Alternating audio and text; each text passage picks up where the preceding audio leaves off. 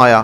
حضرت عثمان غنی رضی اللہ تعالیٰ عنہ نے حبشہ کی طرف ہجرت فرمائی اور آپ کے ساتھ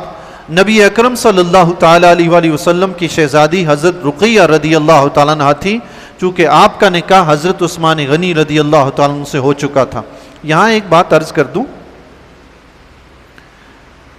حضرت حضور علیہ الصلوۃ والسلام کی دو شہزادیاں حضرت رقیہ رضی اللہ تعالیٰ عنہ اور چھوٹی بہن آپ کی حضرت ام کلثوم رضی اللہ تعالیٰ عنہ، ان دونوں کا نکاح حضور علیہ الصلوۃ والسلام نے ابو لہب کے بیٹوں عتبہ اور عتیبہ سے کیا ہوا تھا۔ اعلان نبوت کے 3 سال بعد یعنی چوتھے سال جب حضور علیہ الصلوۃ والسلام نے کوہ صفا پر اپنے رشتہ داروں کو اسلام کی دعوت کے لیے بلایا، وہاں پر اسلام کی دعوت پیش فرمائی، تو ابو لہب نے حضور علیہ الصلوۃ والسلام کی برگاہ عالیہ میں بے ادبی گستاخی کرتے ہوئے یہ کہہ دیا، آپ کے دونوں ہاتھ تباہ ہوں، آپ کا ہاتھ تباہ ہو، ہلاک ہو۔ اللہ تبارک و تعالیٰ کو اپنے حبیب علیہ الصلوۃ والسلام کی برگاہ عالیہ میں ابو لہب کی یہ بے ادبی پسند نہیں آئی۔ اس وقت اللہ تبارک و تعالیٰ نے سورہ لہب نازل فرمائی، تبت یدا ابی لہب و تب، ابو لہب کے دونوں ہاتھ ٹوٹ جائیں۔ اللہ، اس نے حضور علیہ الصلوۃ والسلام سے کہا تھا نا، آقا کی شان اللہ تبارک و تعالیٰ کی برگاہ میں بڑی عظیم ہے، کفار حضور علیہ الصلوۃ والسلام کو برا بلا کہیں تو حضور کا جواب خود حضور نہیں فرماتے، اللہ تبارک و تعالیٰ عطا فرماتا ہے۔ سبحان، رب کی طرف سے جواب آتا ہے حبیب کائنات علیہ الصلوۃ والسلام کی طرف سے۔ تو اللہ تعالیٰ نے جب یہ سورت نازل فرمائی، ابو لہب نے سنا تو وہ غصے میں بھر گیا، اس نے اپنے دونوں بیٹوں کو مجبور کیا، عتبہ اور عتیبہ کو، اور ان دونوں نے حضور علیہ الصلوۃ والسلام کی شہزادیوں کو طلاق دے دی۔ یاد رکھیے، نبی اکرم صلی اللہ تعالیٰ علیہ وآلہ وسلم کی شہزادی حضرت رقیہ رضی اللہ تعالیٰ عنہ کی پیدائش اعلان نبوت کے 7 سال قبل ہوئی ہے۔ اعلان نبوت کے 5ویں سال آپ حضرت عثمان غنی رضی اللہ تعالیٰ عنہ کے نکاح میں ہیں اور حبشہ کی طرف ہجرت فرماتی ہیں۔ اعلان نبوت سے پہلے 7 سال آپ کی عمر مبارک،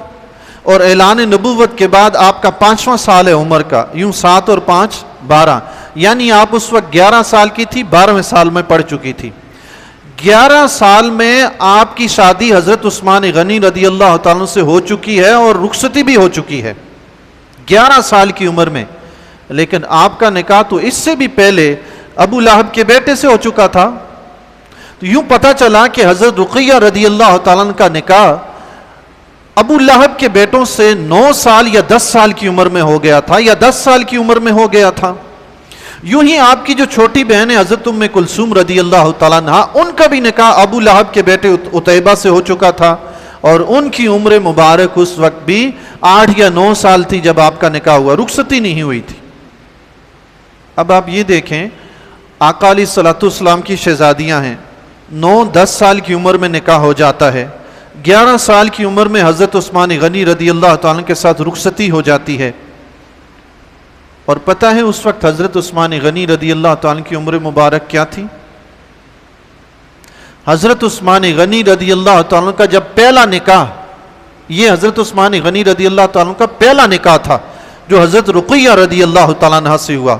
اس وقت آپ کی عمر مبارک لگ بھگ 38 یا 39 سال تھی۔ 38 سال کی عمر کے شخص سے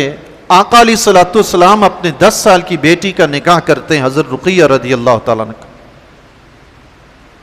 آج کل ہمارے معاشرے میں اللہ جانے کیا وبا پھیلی ہے، یہ بچیاں جب تک وہ 25-30 سال کی نہیں ہوگی شادی کا سوچتے تک نہیں ہیں، اور یہ ڈھونڈتے رہتے ہیں اتنا بڑا فرق ہے، اتنا بڑا ہے، اتنی عمر ہے، یہ ہے، وہ ہے، فلاں ہے، ایسا ہے، ویسا ہے۔ آپ یقین جانیے، جب ہم خود عقل مندی اور ہوشیاری کرتے ہیں نا، اپنی تدبیریں چلتے ہیں نا، تو رب کریم کی رحمت کا جو ہاتھ ہوتا ہے نا وہ اٹھ جاتا ہے، یہ بندہ خود ہی اپنی تدبیریں کر رہا ہے، کرنے دو۔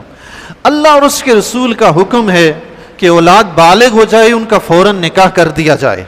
لیکن ہم کہتے ہیں لڑکا پاؤں پہ کھڑا ہو، لڑکی اپنے آپ کو سنبھالنے کے قابل ہو جائے، یہ ہو جائے، وہ ہو جائے، یوں ان کی عمریں 25-30 سال ہو جاتی ہیں، عمر کا آدھا حصہ گزر جاتا ہے، اور ہم انہی چکروں میں رہتے ہیں، کھائیں گے کیا، پیئیں گے کیا، چلیں گے کیسے، بیٹھیں گے کیسے، یوں کرتے کرتے عمریں ضائع کر دیتے ہیں۔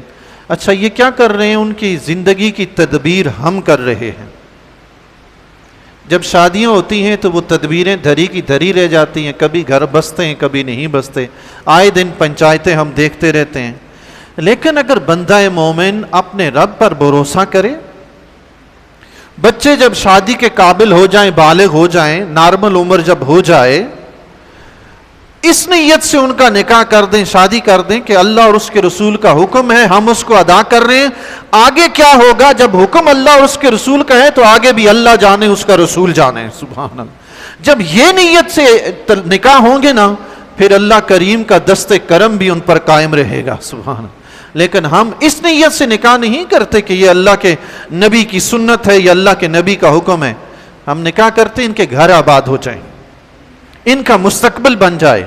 جن کے مستقبل ہم بنانے لگتے ہیں ان کے مستقبل بگڑ جاتے ہیں، جن کا مستقبل اللہ اور اس کے رسول کے ہاتھ میں دے دیا جائے ان کے کبھی مستقبل بگڑتے نہیں ہیں۔ تو اس لیے زیادہ تدبیریں کرنے سے بہتر ہے کہ اللہ اور اس کے رسول کے حکم کو پورا کیا جائے، بس۔